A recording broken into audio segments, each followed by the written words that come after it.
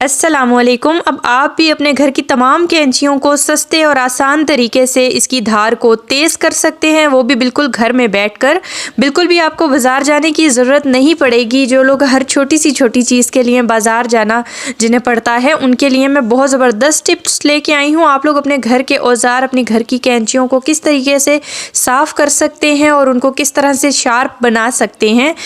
तो आज की इस ज़बरदस्त सी टिप के लिए वीडियो को फुल वॉच कीजिएगा। जो हमारे चैनल पर न्यू है, प्लीज़ हमारे चैनल को सब्सक्राइब कर लीजिए और वीडियो को फुल वॉच कीजिएगा ताकि आप लोग भी इन मज़ेदार सी टिप्स से फ़ायदा उठा सकें। तो यहाँ देखें जी, ये मेरी पुरानी कैंची, सालों पुरानी, यानी कि मेरी वालिदा मरहूम ने मुझे दी थी और ये उनके हाथ की कैंची है, उनकी थी पहले, और अब मैं इसे यूज़ करती हूँ। मैं कपड़े सीती हूँ या फिर कपड़े काटती हूँ, तो ये आजकल बहुत मसला कर रही है क्योंकि इस पर ज़ंग लग चुका है और अब ये सही से कपड़े भी नहीं काटती, जिसकी वजह से मुझे बहुत मुश्किल होती है। आप लोगों के घर में भी अगर कैंची है और आप लोग उसको ठीक करना चाहते हैं तो इस वीडियो को फुल वॉच कीजिएगा। आप लोग घर में आराम से अपनी कैंची को बहुत ज़बरदस्त तरीके से साफ़ कर सकते हैं और इतनी तेज़ धार हो जाएगी कि आप लोग खुद हैरान हो जाएंगे।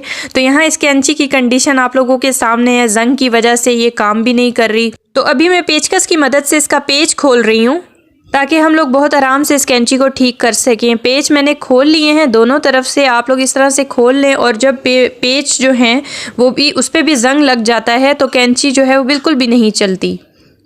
तो अभी ये दो हिस्सों में तकसीम हो चुकी है। मैं अभी आपको एक हिस्सा इसका साफ़ करके दिखाती हूँ। आप लोग खुद रिज़ल्ट देखेंगे कि एक हिस्सा और दूसरा हिस्सा उसमें क्या फ़र्क है।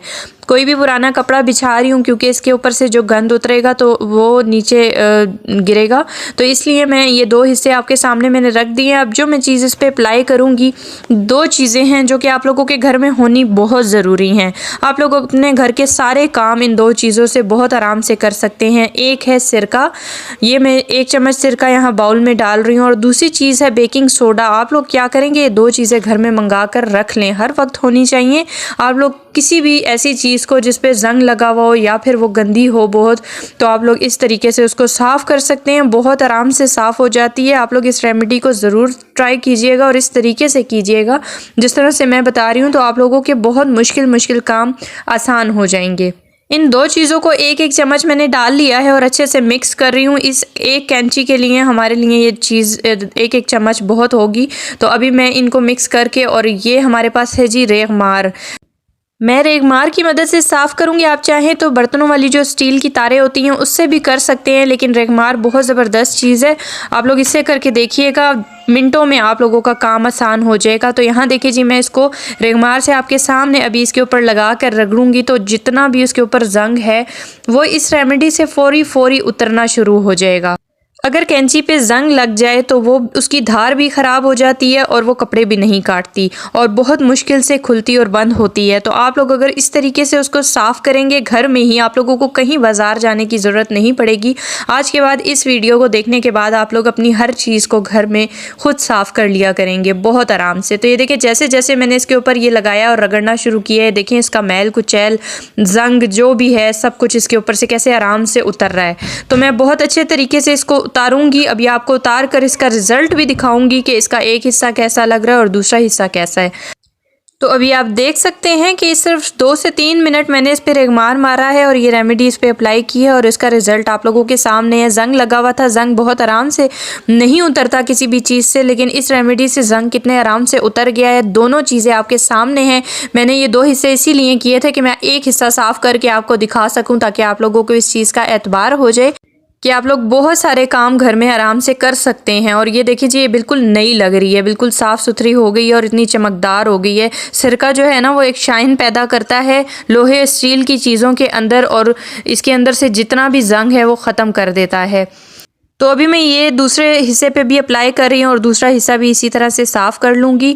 तो मेरी टिप्स का जो मतलब है वो बिल्कुल आप लोगों की बचत करना है और आप लोगों को ऐसी चीज़ें बताना है जो आपकी ज़िंदगी में, आपकी रोज़मर्रा ज़िंदगी के कामों को आसान कर देंगी। आप लोगों के ढेरों मुश्किल काम चंद ही घंटों में आप लोग करके फ़ारिग हो जाएंगे और आप लोग जितने पैसे बाज़ारों में इन चीज़ों पर ज़ाया करते हैं वो आपके बच जाएंगे। तो कितने सस्ते तरीके से ये कैंची आज साफ़ हो रही है और इसकी धार भी तेज़ हो जाएगी। इसकी धार तेज़ करने के कुछ और तरीके भी मैं आपको बताऊंगी, जिसकी वजह से आप लोग घर में आराम से कैंची और छुरी की धार भी तेज़ कर सकते हैं।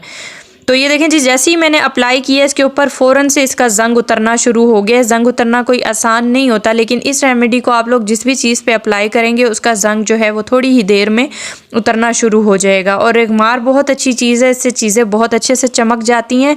लास्ट टाइम भी मैंने एक वीडियो बनाई थी जिसमें मैंने स्टील का पतीला आप लोगों को एक रेमेडी के साथ, रेगमार के साथ साफ़ करके दिखाया था। बहुत सारे लोग हैरान हो गए थे, वो समझ रहे थे कि शायद मैंने वो पतीला नया ख़रीद कर दिखाया है आप लोगों को। तो मैं एक छोटी सी वीडियो के लिए नया पतीला क्यों ख़रीदूँगी, मुझे ये भी नहीं पता कि वो वीडियो मेरी चलेगी या नहीं, लेकिन मैंने आप लोगों को वो ओरिजिनल रेमेडी दिखाई थी और ओरिजिनल तरीके से वो पतीला साफ़ किया था। तो बहुत सारे लोग जो हैं वो उनको यकीन नहीं आ रहा था इस बात का कि मैंने नया पतीला लिया हुआ है। तो मेरी सबसे गुजारिश होती है, प्लीज़ आप लोग पहले रेमेडी को ट्राई किया करें, उसके बाद कमेंट में आकर बताया करें। आप लोगों को रिज़ल्ट मिलेगा, उसके बाद ही आप लोग कमेंट में आकर मेरा शुक्रिया अदा किया करें। तो यहाँ देखें जी, मैंने इसके जो पेज थे इनको भी भिगो के उसी मटेरियल में रख दिया था ताकि ये इसके ऊपर से भी ज़ंग साफ़ हो जाए। इसी तरह से रेगमार से मैंने भी साफ़ कर लूँगी, क्योंकि इन पेज में भी अगर ज़ंग लगा हुआ हो तो आपकी कैंची अच्छे से चलती नहीं है। तो पेज हमारे बहुत अच्छे से साफ़ हो चुके हैं। इसे मैं गीले कपड़े से साफ़ कर रही हूँ और अभी मैं इसको ये नीचे से कपड़ा हटा देती हूँ क्योंकि इसके ऊपर बहुत गंद गिर चुका है। और मैं आप लोगों को कैंची वापस जोड़ कर दिखाती हूँ। हमारी कैंची बहुत ज़बरदस्त हो गई है, बिल्कुल नई जैसी हो गई है। और इसकी शाइन देखें, आप लोग ख़ुद चेक करें पुरानी कैंची कैसी थी और अब ये बिल्कुल ऐसे लग रहा है जैसे मैं बाज़ार से नई लेके आई हूँ। तो इसी तरह स्टील का पतीला भी मैंने साफ़ किया था, जो कि देखने में ऐसे लग रहा था कि अभी बाज़ार से ख़रीदा है। तो कुछ चीज़ें, कुछ रेमेडीज़ ऐसी होती हैं जो आप लोगों को हैरान कर देती हैं, और यही वो रेमेडीज़ होती हैं जो आपके सामने हम अप्लाई करते हैं तो आप लोगों को उस पर एतबार नहीं आता। आप लोग कहते हैं शायद ये चीज़ नहीं ख़रीदी गई है। हर चीज़ तो नहीं ख़रीदी जा सकती। यहाँ देखें जी, ये वही कैंची है, पुरानी कैंची, और अभी मैं आपको कपड़ा काट के दिखाती हूँ।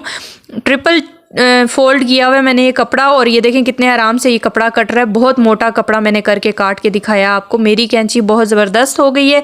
अगर आपकी कैंची पे जंग नहीं है, आपकी कैंची साफ़ सुथरी है और आप लोग उसको सिर्फ उसकी धार तेज़ करना चाहते हैं, तो आप लोग किस तरीके से उसकी धार तेज़ कर सकते हैं। घर में बैठकर कप लीजिए, उसको उल्टा करके आप लोग उसकी बैक साइड पे इस तरह से कैंची को रगड़िए। इस तरह से रगड़ने से कैंची की धार मिनटों में तेज़ हो जाती है। घर बैठे बैठे आप लोग इस तरह से अपनी कैंची की या छुरी की धार को तेज़ कर सकते हैं। यही तरीका आप लोग छुरी के लिए भी कर सकते हैं। अगर आपकी घर में किसी छुरी की धार तेज़ नहीं है और आप लोगों को काम करने में मसला हो रहा है, तो इस तरह से आप लोग अपनी छुरी की भी धार तेज़ कर सकते हैं। अब मैं आपको जो फार्मूला बता रही हूँ उससे आप लोगों की कैंची पर कभी भी जंग नहीं लगेगा। सरसों का तेल लीजिए और इस तरह से कैंची साफ़ करने के बाद उसके ऊपर लगा दें। तो सरसों का तेल जो है वो जंग से बचाता है। आप अपनी कैंची पे जंग को बचाने के लिए अपनी कैंची पे सरसों का तेल लगा दें। और घर की कोई भी ऐसी चीज़ हो, जैसे कि कोई औजार हो गया या फिर सीखें हो गई, बारबेक्यू वाली सीखें होगी, उस पर भी आप लोग सरसों का ऑयल लगा के रखें। उस पर भी बहुत जल्दी जंग लग जाता है। और कोई भी औजार हो, कोई भी ऐसी चीज़ हो जिस पे आप सरसों का तेल लगाएंगे तो उस पर दोबारा जंग नहीं लगेगा। तो अब ये कैंची जो है मेरी एकदम चकास हो चुकी है, इतनी ज़बरदस्त हो चुकी है कि मुझे नई लेने की ज़रूरत नहीं। और ये वैसे भी मेरी वालदा की निशानी है। तो ये देखें जी, इसे मैंने कितने अच्छे तरीके से साफ़ कर लिया है और ये मेरे बहुत काम आएगी, आगे भी बहुत काम आई थी। ज़रूरी नहीं है कि आप लोग अगर कपड़े नहीं सीते तो आप लोगों को कैंची की ज़रूरत नहीं पड़ती। कैंची की ज़रूरत हर वक्त पड़ती है, घर में कुछ भी काटना पड़ जाता है। तो आपको अगर मेरी ये अच्छी सी छोटी सी टिप अच्छी लगी है तो प्लीज़ मुझे कमेंट बॉक्स में आके ज़रूर बताइएगा। मुझे इजाज़त दीजिए, इंशाल्लाह मैं दोबारा अच्छी सी टिप के साथ फिर से हाजिर होंगी। दुआओं में याद रखिएगा। इजाज़त दीजिए, अल्लाह हाफिज़।